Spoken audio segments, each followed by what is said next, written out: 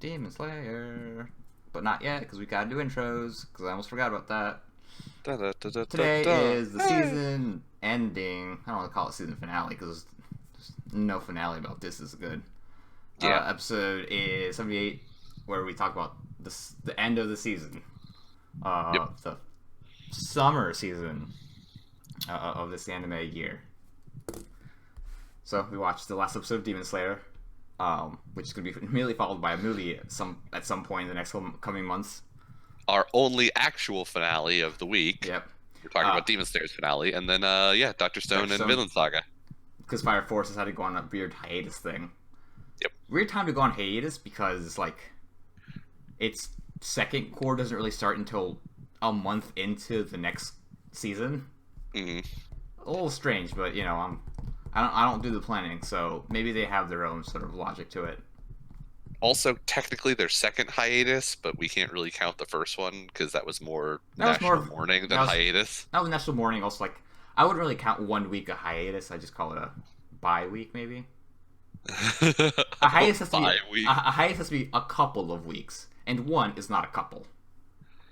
Okay. I think that's your definition more than the facts, but Yeah. I'll accept it. But anyways, Demon Slayer, the end of a season, or the end of a season, it's the end of this season for Demon Slayer. No arcs had really ended. In fact, an arc kind of started. Pretty much, yeah. But yeah, that's what we will start off with. Oh, so we have basically we get the end of the training section Yes. where the little guys training bits. overcome the gigantic gourd, and we see them do some more like goofing around with a silent butterfly girl whose name I've forgotten. Concho? I think it's either Concho or Kanao. Okay. Kanao. And then that sort of is end capped by Tanjiro and Kanao or Concho, whatever her name is, have or like a little flirting a little bit, kind of. or at least her best impression of flirting. I don't know if we can even say her best impression of flirting, because she's still like full on robot mode where she's like, the coin has decided I will speak to you now. But she blushes at the end, I think. Kind of. Eh. She shows like a little smile. Where she, at the end of, she explains to Tanjiro the whole, like, the coin decides things for me when I don't give a shit enough to decide for myself, because I can't make decisions because I'm a robot person. And so Tanjiro decides, I'm going to be a shonen protagonist and say fuck fate, because I have to at some point. It's Yes. written in my contract as being a shonen protagonist. And so he throws the coin in the air, and it happens to say heads. Tails. No, You'll do tails. whatever It's you tails. want. It's tails. Or tails. Yeah. Tails, you'll do whatever you feel like. Which, to be fair, is real shit advice to give somebody Yeah. who's just like, I can't Fuck it, make just do decisions. whatever. Like, she literally said, like, I don't have strong feelings about anything, so I can't make decisions. And Tanjiro's opinion was, you should follow your heart. Bitch, motherfucker, she just said she doesn't have strong feelings about things. It's not like her heart's suddenly going to be like, I have strong feelings. To be fair to him, Awoken me. yes, at least he does kind of awaken her, at least, because she does have some feelings at the end of that. Right, it works out in his favor at the end, but it But just shouldn't barely. have. Realistically, it should not have. Realistically, she should have stood up and slapped him and been like, yeah, this is the problem, dickhead. This doesn't work. I feel like a better little situation would have been like he hides it and he tells her like, "What do you want it to land on?" or something like that, and like she's faced with this, she's like, "What do I want it to land on?" But they didn't do that. That would probably make more sense, especially if this was like Tanjiro does his best, therapist impression, Yeah. but he's a shonen protagonist, not a therapist. So instead, he just flips the coin and it comes up tails, and He was gonna keep Yeah. flipping it anyways until it Right. landed on tails. On his own admission. semantics. But yeah, and so it awakens sort of her opinions of like, I do have strong feelings. Well, I want to be alive. She- I'm a real boy. She has feelings. I don't know if they're strong feelings. She's like, I am okay with this boy being here. Yeah. Now go away. Bye. And then we get the other half of the episode, which is sort of very clearly actually going to be a scene in the movie, in my opinion. Yeah. Because it had like the boss of Yeah, Inception. because It had like the all of a crazy sudden, fucking the camera quality angles. of the CGI was amazing. Yeah, you fucking had the Inception towers off in the background with like the Japanese style buildings Hmm. or There was an housing. MC Escher painting going on in the background. Yeah, It was fucking rad. because yeah, we step into MC Escher universe where We get a the lower Kizuchi, lower yeah, demons. the lower demons are assembled by one of the upper demons, I'm pretty sure. Some lady who can To play the guitar really well. yeah, basically. I Also, it's not a guitar. It's like some assume she's an traditional. upper demon. Yeah, it's probably an upper demon. Oh yeah, the biwa, I believe is what that instrument is Yeah, called. I thought it was BU. Probably Biwa. Yeah. I think it's a biwa. But yeah, so the lower demons are summoned by Muzan to basically he tells them y'all bitch motherfuckers and executes them all. Okay, so this is one thing that I really like hate about bad guys sometimes. He like talks about how they all weren't developing correctly or like weren't getting better, so he just kills them instead of trying to develop them on his own. Like he was not being a very good manager. You have to cater you have to cater to your employees and develop them into better employees, right? You can't just assume they're gonna be great from the fucking get-go. And then not only that, but you're literally killing the people who have the highest fucking experience and gonna bring in a bunch of low experience people, and you're assuming that they're gonna be better than the rest or better than the past fucking generation. It's stupid. To be fair, It's- he's not though. He's not. He's saying he's not going to bring in anybody That's right, like yeah. new into these positions, and he does have more experienced people already who were more qualified. But that's the thing, they were already in the positions that like, or the higher positions. It's not like they were gonna switch off, move like. But this the only one. reasons that the lower people were new was because they keep dying. This is Because he also- says that the upper demons haven't nobody in the upper demons has died in the last like 200 something years, whereas everybody in the lower demons has been changed in that same time period. Mhm. But I get where you're coming from. You're right. Muzan is very fickle, and He needs to develop his Probably- employees' qualities. well, he does develop one of them. He decides he's going to keep one alive, and he pumps her full of Him, because he's a fucking brown nose. good managing, we'll call it. He shoves her full of good ideas, and he's like, "Go have fun." I thought it was a dude. Oh, whatever. I couldn't really tell, I'll be honest. I thought like he had a chest, or they had a chest, but like all the whole suit. She also had a very soft, or he or she had a very soft voice, and I it was thought it hard was to a tell. deeper voice, a deeper, softer voice. Maybe you're right. Well, whatever. Yes. I do not know if they are the demon we saw at the end of the last episode, though, because that thing looked gnarly. Yeah, And this one looked more, but a bit now more at playful. the end of this episode, it makes it seem like the demon that we saw in this episode that got pumped full of the blood / good managing is going to be the demon or like the demon of the train arc. Yeah. So I don't know if that thing that we saw last time isn't gonna matter.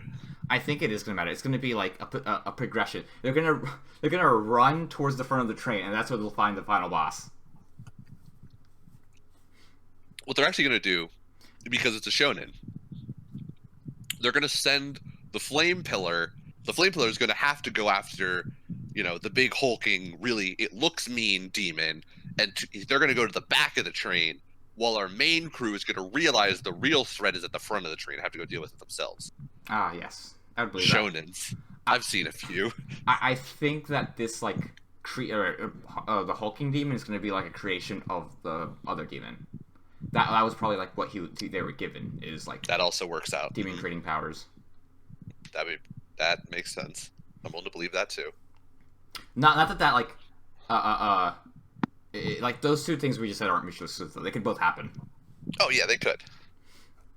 But it would also explain more like why it's not necessarily two different demons operating at the same time on Yeah. this train. It's one demon and then the owner of that demon, Yeah. basically. But yeah, so we got the end of Demon Slayer. Our boys are back at it again.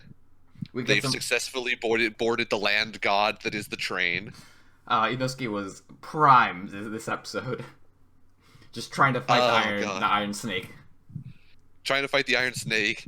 Inosuke trying to one-up Zenitsu and eat all of the rice balls before they leave. I don't think he I was mean, trying Inosuke to one was him up. He was just trying to eat. He was just trying to be contrary. Yeah. He was told by Zenitsu, don't eat these, and so Inosuke was like, fuck you, I'm gonna eat all of them. Can you tell why he's my favorite character? Yes, I can tell immediately why he's your favorite character. But Zenitsu wasn't top form today. Oh, I especially love when they decide let's all fucking run around in the yard like dumb idiots while we're doing our 100% breathing thing, and they were slapping each other's chest, and then Inosuke's just like punch me in the chest, and Zenitsu just wails on him for a little bit. I also like the little scene with the little girls, and they're like, "Hey, you guys, be careful, Zenitsu, don't be a fucking dickwit, dickhole, Inosuke, have a good time." Oh my god, I forgot this. This episode was. I don't know if it was intentionally funny, but I found it to be the funniest episode in my opinion. Definitely. Because it was the three girls roasting Zenitsu, and then the first demon being eaten by Muzan, and that close up of the like weird tentacle mouth as it burps. Oh. That just made me just outright laugh. It was just such a non sequitur that it was hilarious. Muzan was also looking fine this episode. Oh yeah, apparently Muzan can shapeshift, and so he's decided to take the form of a fine ass woman. He kind of reminded, well, yeah, he kind of reminded me of the other lady, the pheromones lady. The doctor? Yeah, the doctor. Kinda. Kind of because they had their hair up in the same kind of style. Mm-hmm. But overall, cool episode. The influence of the cinematics definitely kind of, reared its head this episode with the Muzan scene. Yeah. So we'll see how that goes. I don't know if we're gonna watch the movie, or I don't know how we're gonna get to watch the movie. Right. Because this is one of the only anime where, like, a movie in between seasons is like technically necessary to watch if you want to get like the full experience. Like, this isn't filler; it's canon, and will actually, things that happen in this episode, will affect the next season. It's interesting because like there have been other anime where the movie comes at the end of a season as like the finale to the canon. Yeah. There's no more season after it, basically. Like specifically I'm thinking of Evangelion, which we're gonna start soon, and the Technically, movie for End of Evangelion, it's between the third to last episode and the second to last episode. Oh, is it really? It's not actually the end, yeah. I did not know that. Because I know that sort of in terms of episode numbering, it's technically End of Evangelion is technically labeled as the combined episode 26, 27. Oh, okay. I guess that might have been it then. So I don't know what chronologically it may come chronologically in between those two episodes, but I know that like it is billed as episode 26, 27 combined as a feature film. But that's just because the first 25 came out, and then there was End of Evangelion afterwards.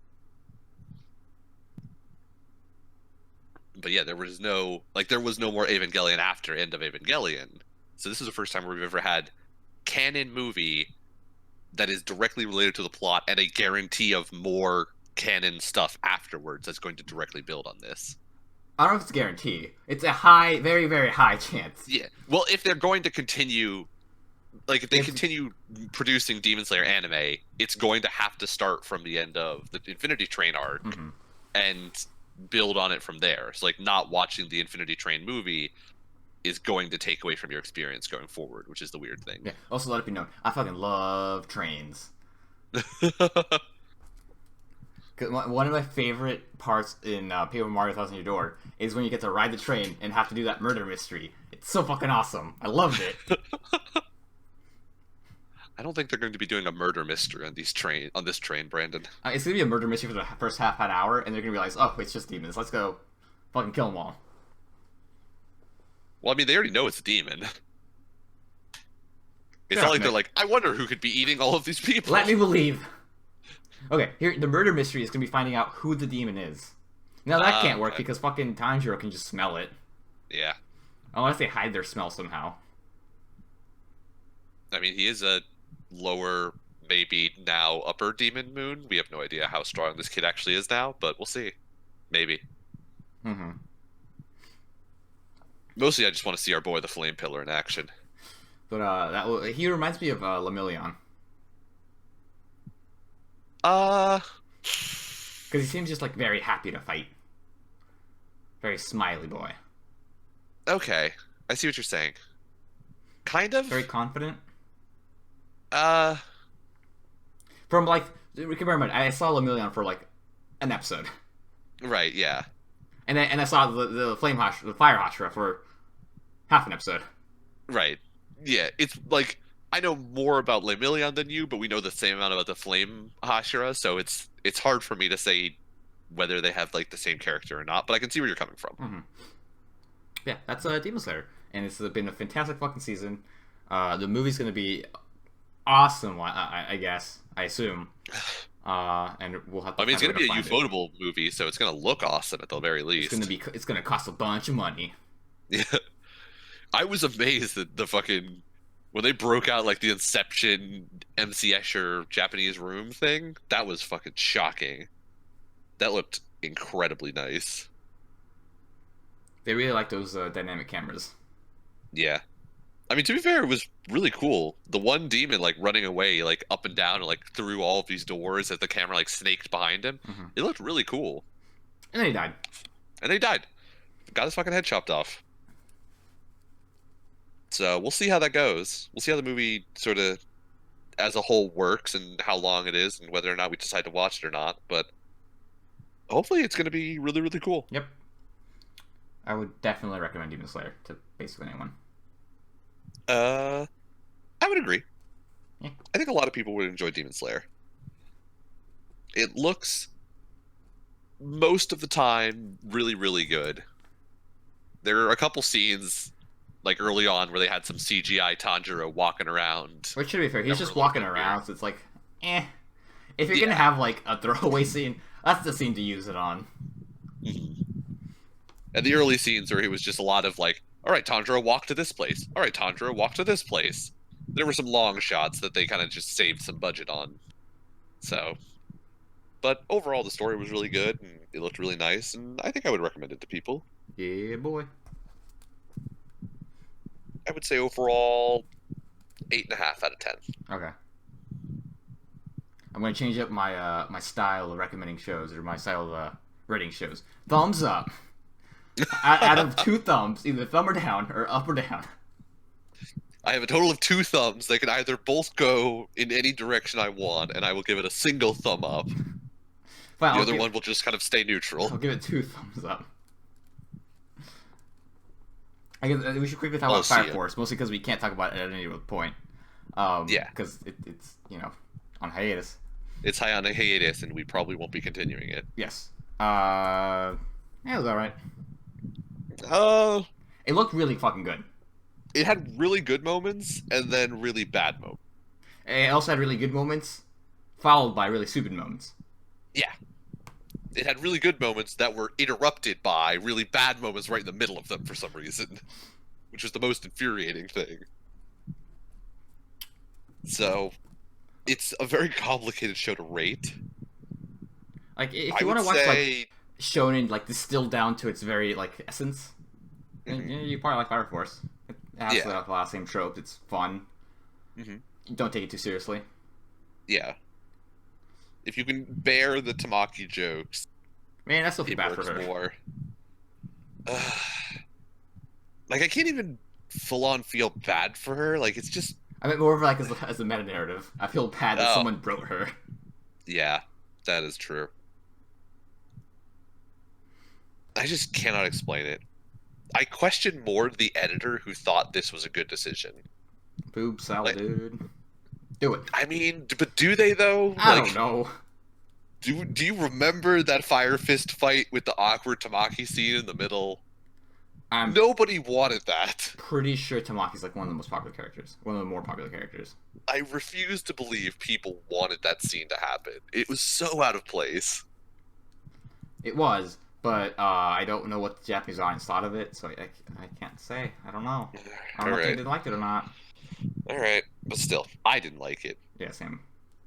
So, in our rating of America-centric ABC ratings, I don't know, 6.5, 7, somewhere in the awkward middle. Shonen out of 10, we'll say.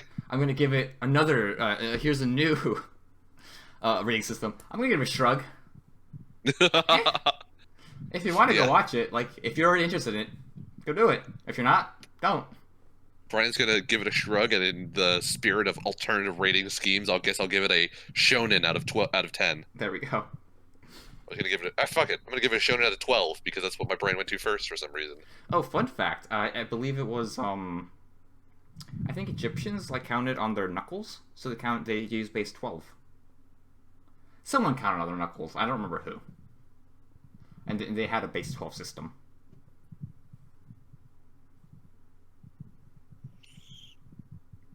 What? So, like some culture would count on their knuckles. So, like you look at the palm of your hand and count the little not the rivets, but the creases on your fingers, and they would use those to count. Kind of how we use our fingers to count, but instead they would use those. Okay, now I'm with you. That's not a knuckle though. That's like on a joint, and I remember them calling it knuckles when I was like reading an article about it. That's not a knuckle. I don't know. That last one, like right before the end of your finger, that's not a knuckle. That's a what would you call that? I mean, it's just like a finger joint. It's not a knuckle though. Whatever. You've got your primary knuckle and you've got your second knuckle, but that thing is not a knuckle. That's just like a joint. It's just a pivot point for your finger at the Once end. again, the thing that makes up your fist. I mean, but you don't punch people with the inside of your fist. No. I'm like That's not a knuckle. whatever. Anyways, they use those creases to count. So they will use the base 12 system. And I'm only bringing this up because Team Dr. Stone, they, has nothing to do with Dr. Stone, but, it's at least tangentially related with anthropology and, math it's and related science to and shit. people back in the day. Yep. But these aren't people back in the day. They're people up ahead, 3,700 Future years? caveman, something. Yeah, I think it's 3,700. That sounds about right. The future cavemen for Dr. Stone. So, in Dr. Stone, we have collected sulfuric acid. We very quickly go through the process of making all of the other acids. Ammonia. Oh wait, not yet. No, that's afterwards. So yeah, first we're making this sulfuric acid to get like the hydrochloric acid. Hydrochloric acid to get some like other acid. Yeah. Shit. And then we make sodium hydroxide, and then we need ammonia, which I swear to God we synthesized earlier, or maybe it was just the fact that we talked about the Haber-Bosch process and the fact that I wanted them to synthesize ammonia out of. They used something of ammonia. They used ammonia earlier to make the not the spackle, but the nitric acid or the net or whatever. I don't remember. Yeah, when they were making the super fluid or whatever the fuck they called it. Yeah. The miracle fluid. Mm-hmm. Yeah, they had to make niter, which they made out of I forget bat dropping or bat guano or whatever. That's where the ammonia came from. Yeah. Guano. So yeah. So they had kind of technically synthesized ammonia as like an intermediate step of doing that earlier, but this time we just used people urine because urea is basically the same compound, no matter what urine you take it out of. So, and the operative component of urea is nitrogen. So they peed in a jar and made ammonia out of it. And so we've basically assembled all of the stuff we need. All we need now is alcohol, and we were informed if you win the grand tournament, you'll get all the alcohol you could possibly drink. And so the grand tournament begins with that. Yeah, I'm not entirely sure why they should make wine again, but whatever. Whatever. It's a long process, is probably why. That's true.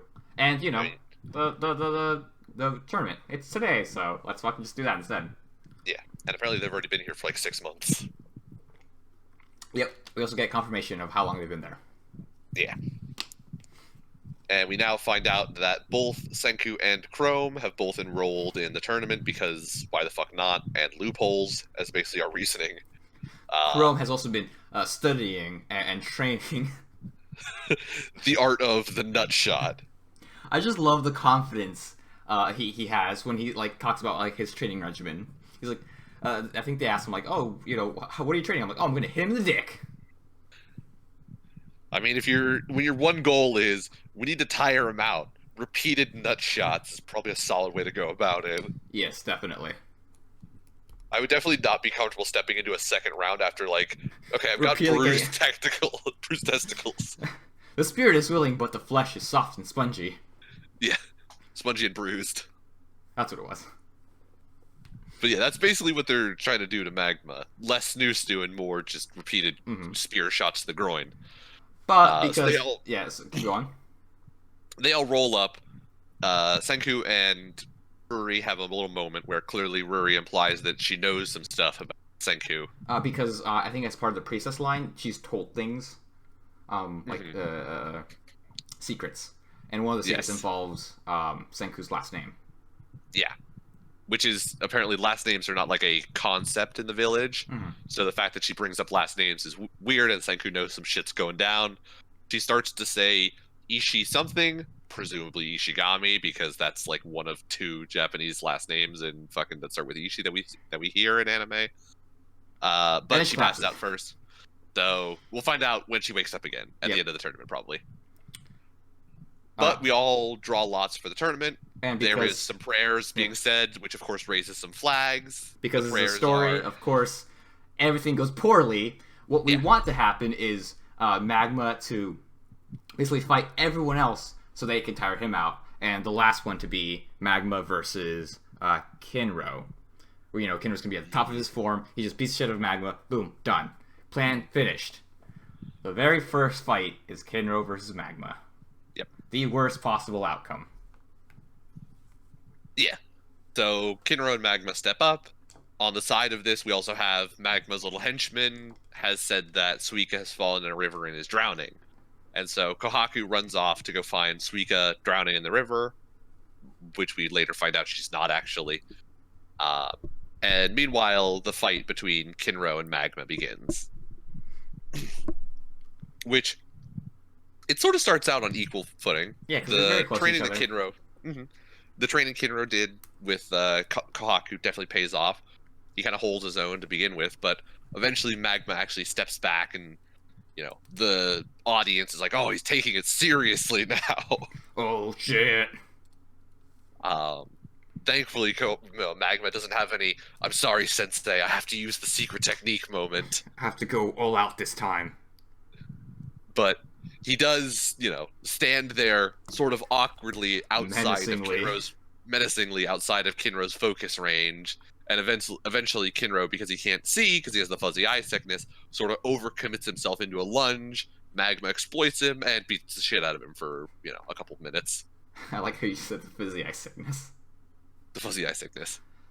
He's I stigmatic. mean, they call it the fuzzy eye sickness They do. all the time.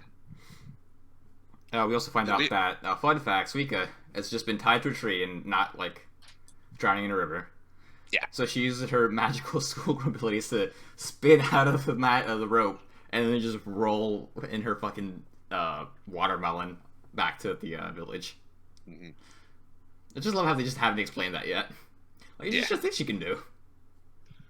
She could just do fucking pirouettes inside of the rope and then just pops right out. Yep.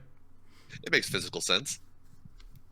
But yeah, so she rolls all the way home, sees that Kinro is having some trouble with his eyes, and sort of understands what's happening and the reason why he's losing. And so she hucks her headgear into the ring. It lands onto his head so that he looks like an absolute goon. And the masked warrior arrives. Sort of like a Ninja Turtle, a little bit. But I was thinking Captain Watermelon from Ed and Eddie. oh, yeah, that works too. I think his name was Captain Watermelon, I don't remember. But now that Kinro can see, he can fight. And so the reverse ass whooping begins. I can see. I can fight! fight! I was, got that appearance? Yes. Yep. Where he wishes that nerdy Arthur had glasses and he turns into a stud. Yep. But then Kinro just beats the shit out of him, out of Magma. And I presumably Magma loses? So, there has been flags raised earlier in the episodes that makes me think Kinro's about to get disqualified. Yes. Because you can't throw something into the ring. Yep. You can't throw things that would basically disrupt the fight into the ring. Which sort of is a weird concept. Like, I understand it, and at the same time, would he have been allowed to bring the helmet in with him beforehand if he had known about this? I think so, yeah. Because, yeah, I would say yes. But the fact that someone threw it in causes a disturbance in the fight. But if he had the helmet already on, that causes no disturbance. Mm-hmm.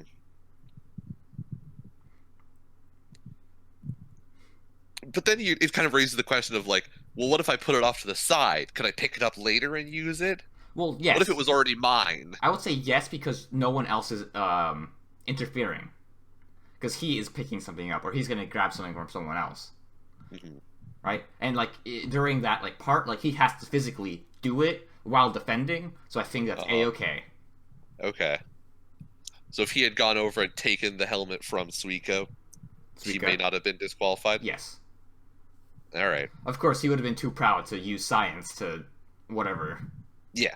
Also, he didn't know because again, they did the whole glasses thing while they were on guard duty. I think. No, I think he like finds out about it later on. Oh, does he? I Okay. think so, yeah.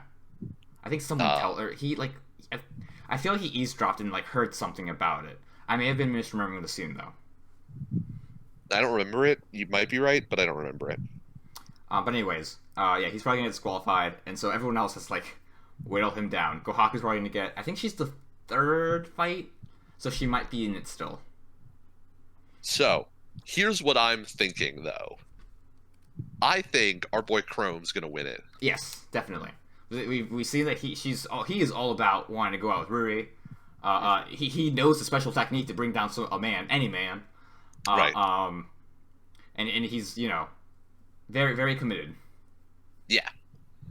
And Magma has now lost, gotten the shit kicked out of him by Kinro, so he's already like sort of physically weakened, so it'll be an easier fight for Chrome. I think Chrome's gonna win, and then whoever he has to fight in the final is going to be one of like Kohaku or Senku. Senku. Probably not Ginro, because Ginro would be a goon and actually fight. I think think- Senku might accidentally win.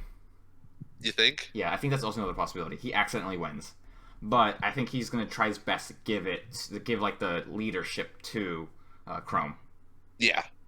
I can understand why Senku might, but I feel like it makes more story sense for Chrome, because Chrome actually wants to marry Ruri, Yeah. whereas Senku's like, ew, whatever, lady's disgusting, I just want Well, science. that's why he would give up the leadership, and that's why I'm saying he like Oh. wins accidentally,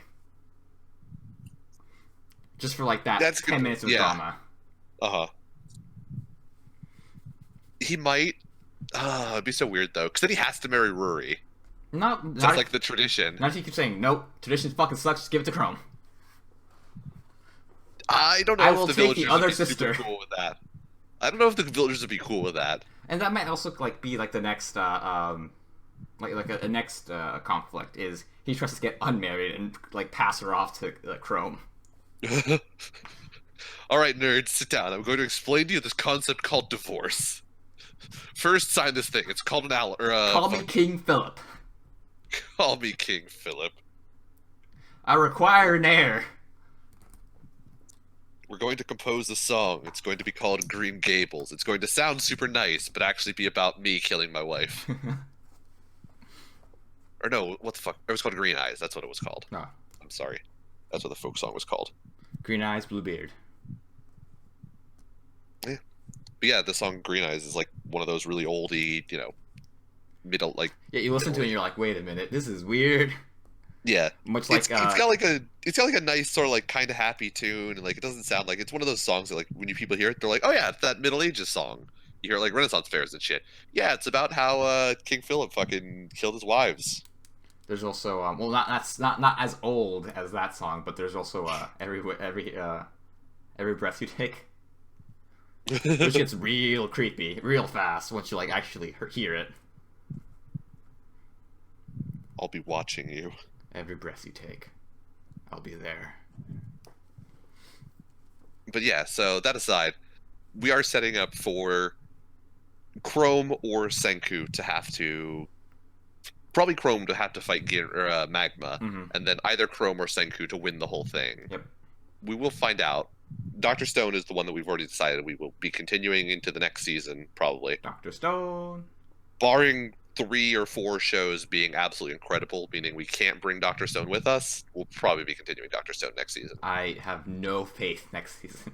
I do not either. That's why I'm saying To we'll be probably fair, continue. I have said that multiple times and have been proven wrong every single time. So we could find 4 new shows that we don't want to give up and don't want to do 5 shows. But if that's not the case, we will be continuing Dr. Stone, so we will likely see the resolution of what happens with this tournament arc. Possibly, if shit goes real south next season, we'll just bring in the other 2 shows too, because at least we enjoy them. Maybe. That would be a very Dire Straits sort of decision. Basically. Even then, like, even watching shitty shows, though, yeah, we can still find things about them, or at least good, and, not complain all the time about them. ABC Fall 2019. It's actually Summer 2019 Part 2. Basically. Oh, yeah, Dr. Stone. It's been really fucking cool. I love it so much. It's been really good. I have liked it a lot more once it got to, when you, like, meet Chrome and the others. Mostly because, like, we focused on a lot of the, like, sci-fi aspects where they're using, science to, solve their problems, and, well, science is both the problem and the solution. And I just like that about the show. I think it was an episode or two ago, or I think it was last episode, where they reminded us of the existence of the other two characters that we've left behind now. Yeah. And I'm like, oh yeah, that's right, those two idiots.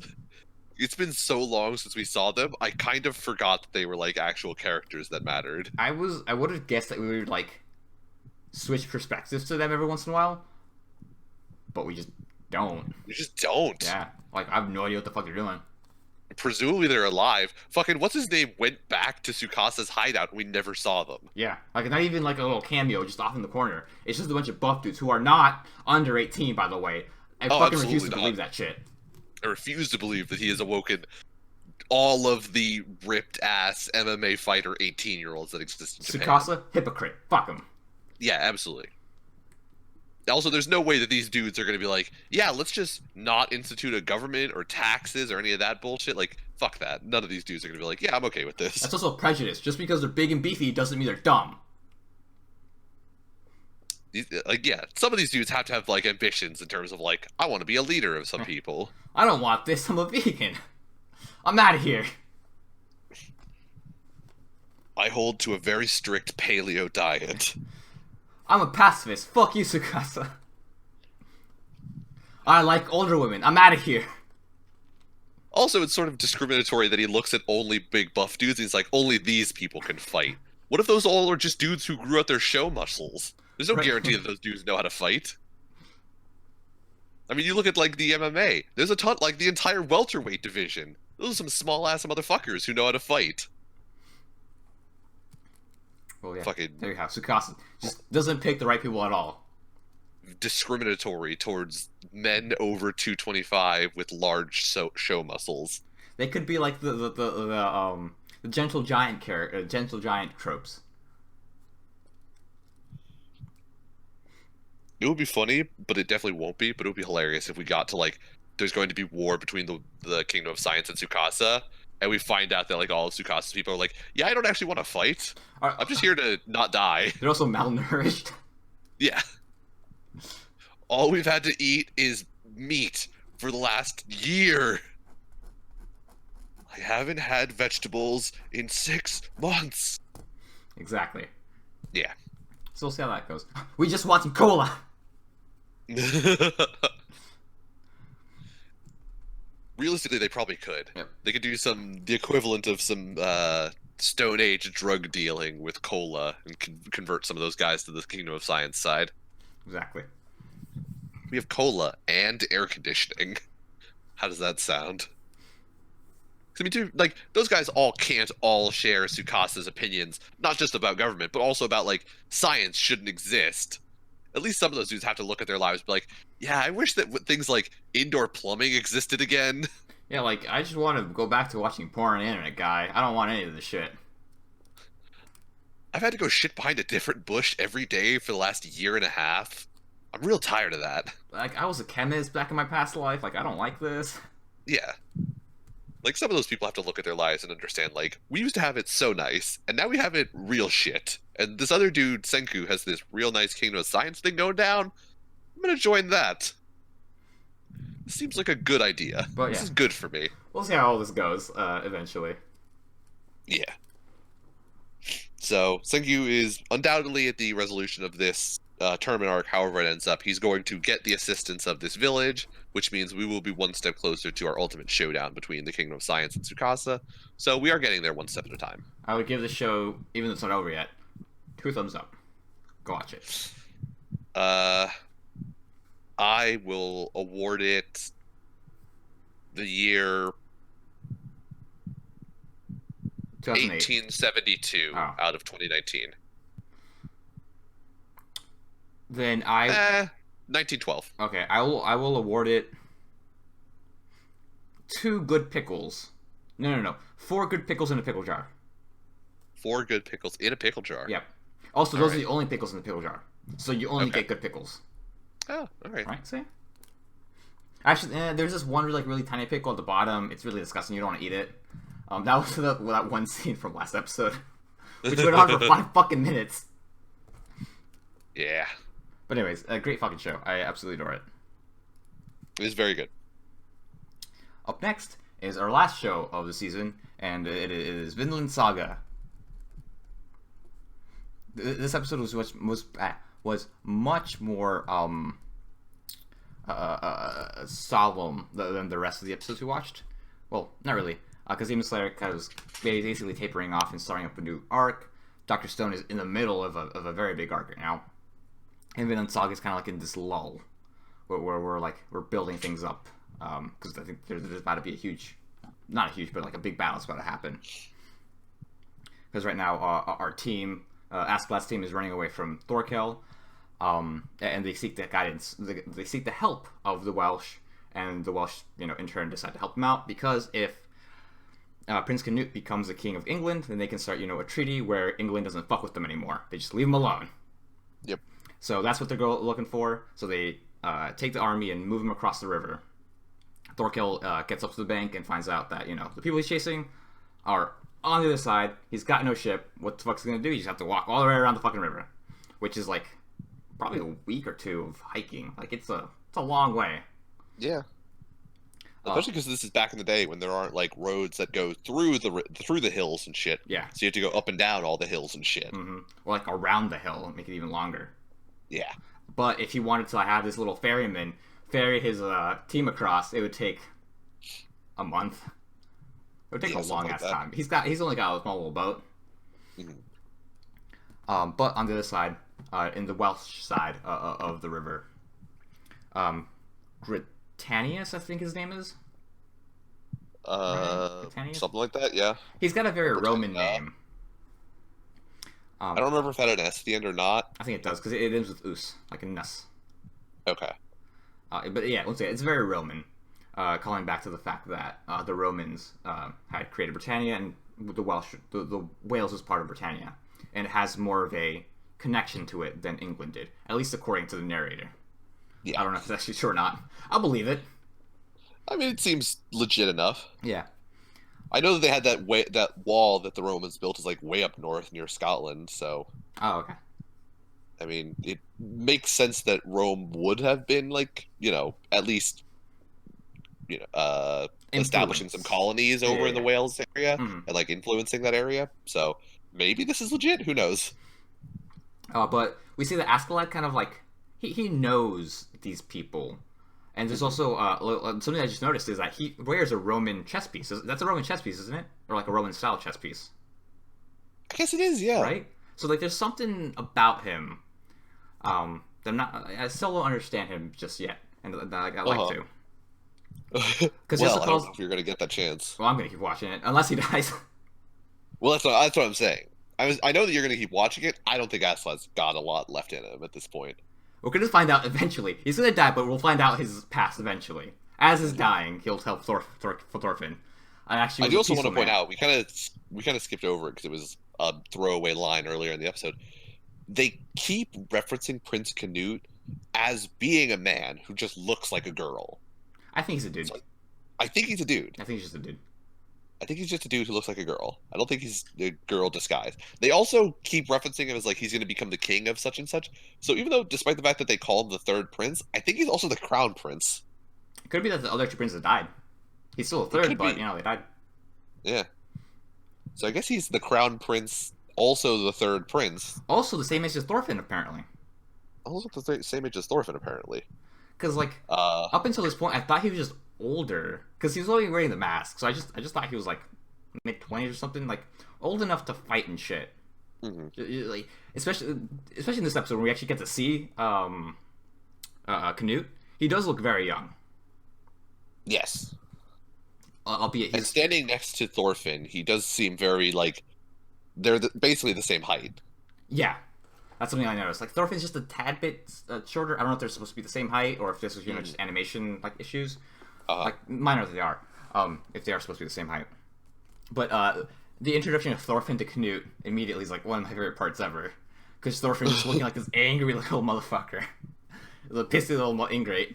I fucking love him so much. Kind of reminds me of Inosuke. And then Canute goes and hides behind Conehead. This gives me this definitely makes me feel like Canute is a pacifist. He does not want to fight. Yeah. Maybe because he's not good at fighting, or maybe because he just believes in fighting, that fighting is just wrong. Although he's a spoiled little bitch. Yeah. Well, I mean, we really don't know. We don't know much about Canute's character. Well, he came off as being very spoiled because he like sees an eagle and he immediately tells Ragnar, "Get it! I want it. Get the eagle." But after this, our team, starts riding off with, I assume his name is Britannius, and they head off to Gainsborough, right? I believe it's Gainsborough.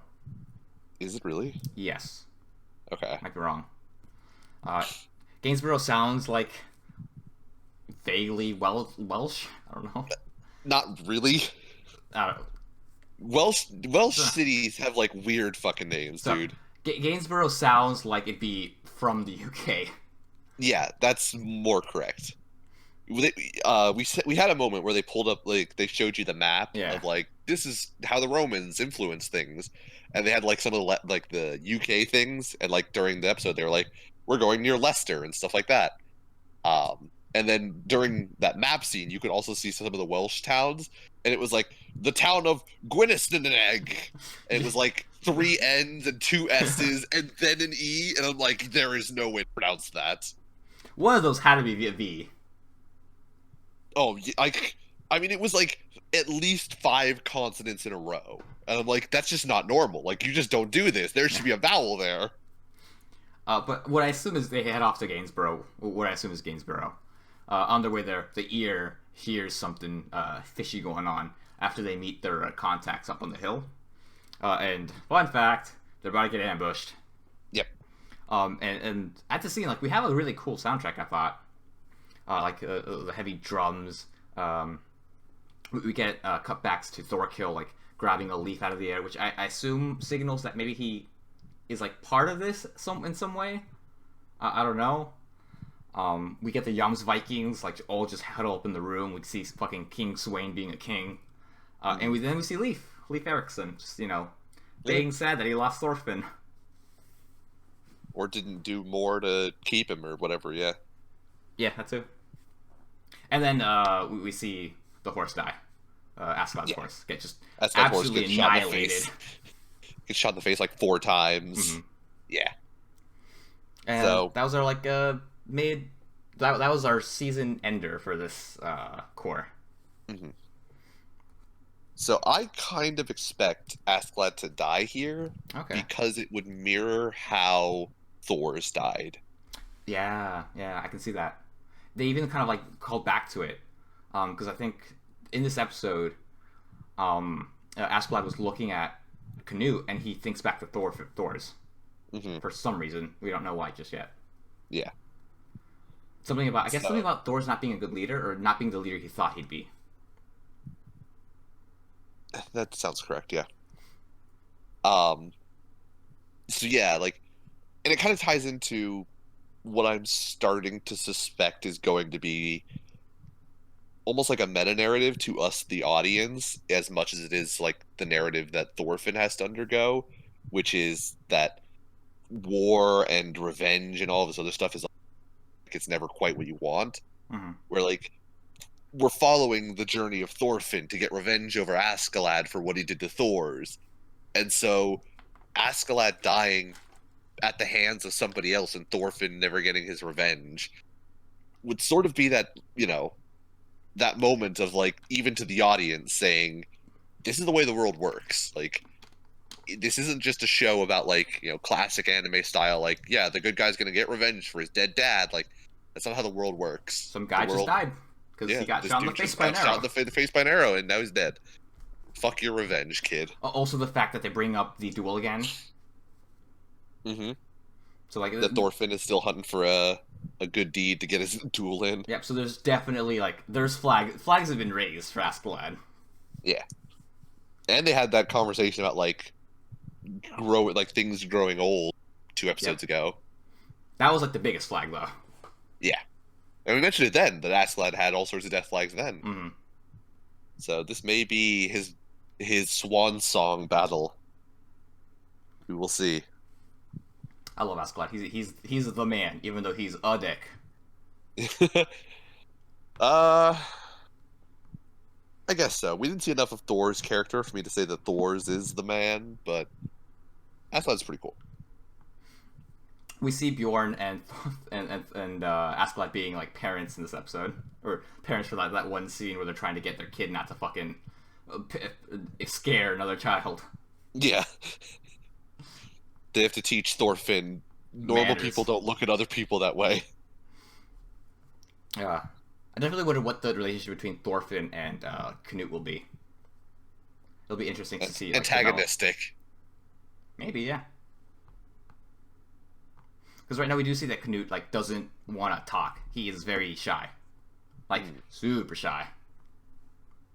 And if Canute turns out to be a pacifist, contrary to Thorfinn's like ultra aggro style, I definitely feel like that's a very good contrast between the two characters.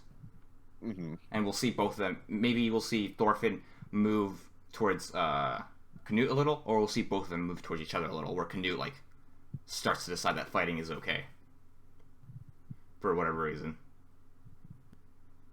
or they hate each other and just double down into their own thing. So I have seen that these 24 episodes are called the prologue arc. Oh my god! Not even the first 4 episodes, Nick. Those first four episodes were the prologue to the prologue. So what all happens, I think, is going to develop into something else. So I assume like the relationship that Canute and Thorfinn have is going to like impact the story a lot. So I assume Canute's either going to become an antagonist, like in a time skip, or something. Like something's going to happen. Oh my god! The prologue arc. Who does that? Anybody who writes an epic, basically. We have. I mean, yeah, but who could get away with that in the modern era? Writing a 24 episode long prologue arc. Not even 24 episodes. That'd be about 40 chapters, or possibly 40 chapters of just. This is backstory for the real stuff, which I'm gonna write in 5 years. Jesus H fucking Christ. I mean, even published weekly, that's almost a year worth of publications. Yep. I'm definitely interested to see where all of this goes, and I'll probably pick up the manga once the anime ends, because at least I have been hooked on. So I will give it. God, what's a good? I will give it 4 thrown axes hitting the middle of the target out of 5. Okay. And a dagger. Alright.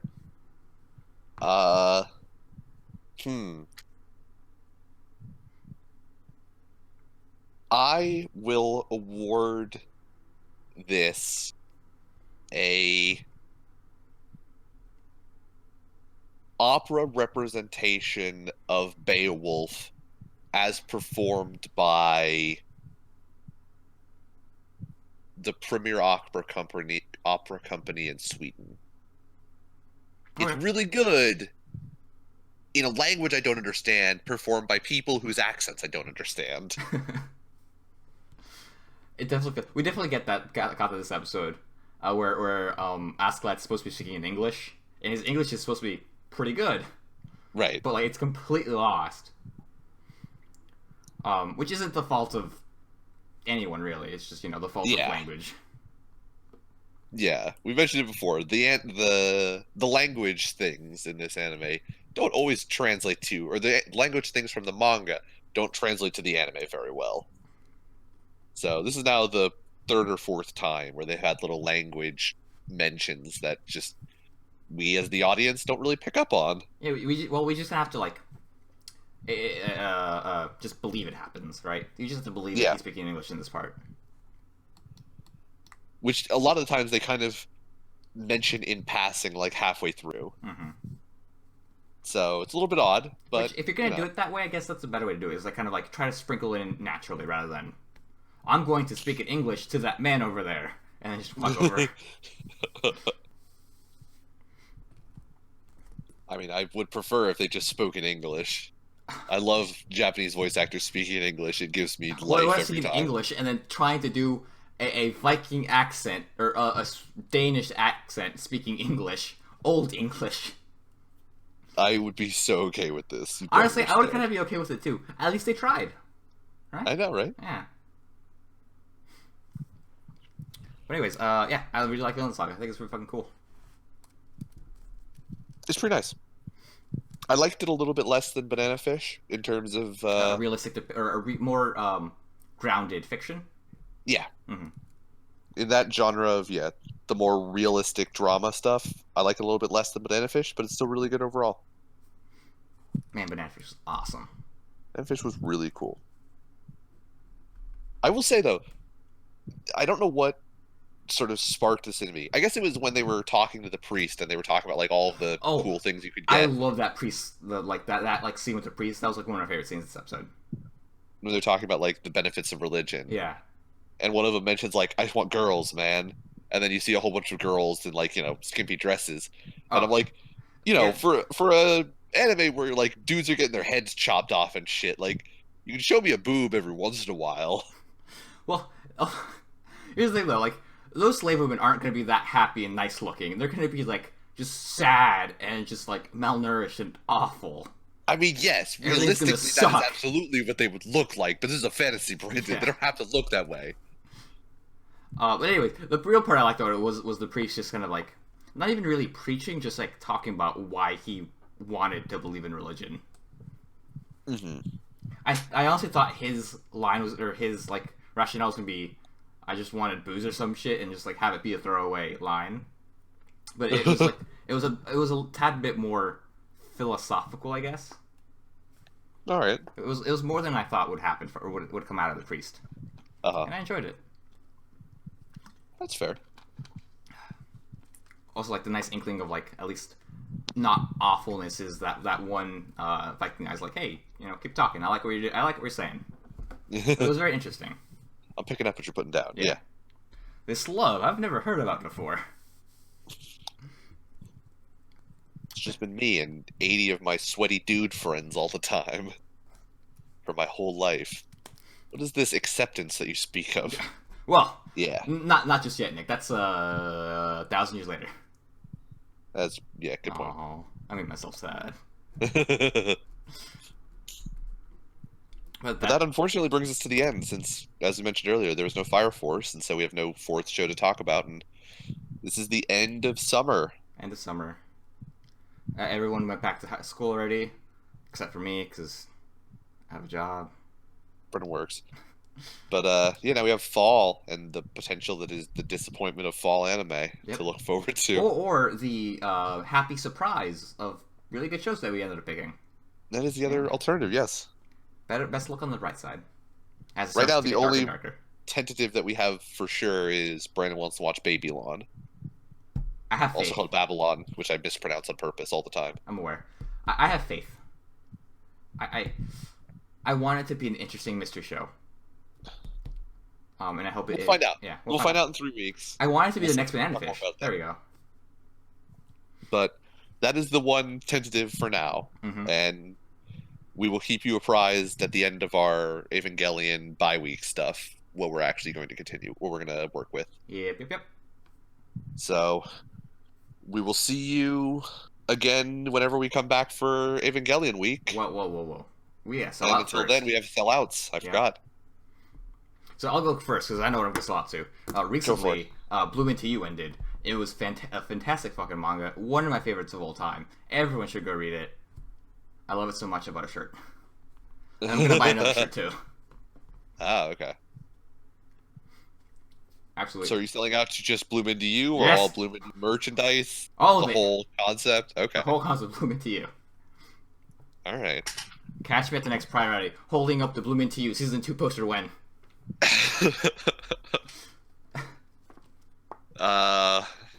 if they did a season 2, would you want like how many more episodes would they need to finish it? Just 12. Because Okay. the anime we basically ended halfway. Halfway. Not even halfway of what was out, but like halfway of the entire series, which is like pretty well planned out. All right. I assume the mangaka told him, "Oh, I have like this many chapters, that I'm planning on doing." Uh-huh. So they ended at like I think chapter 24ish. There's about 45 chapters left. I think they have around 20ish. So 25 left. So they could definitely do it in about 13 episodes. Oh. Yeah. All right then. So I really hope they do a season 2, and I'm gonna watch it if they do. Sounds cool. Yep, I'm also gonna buy the manga and keep it right there. Just the first thing anyone sees when they walk into my room or into my my house.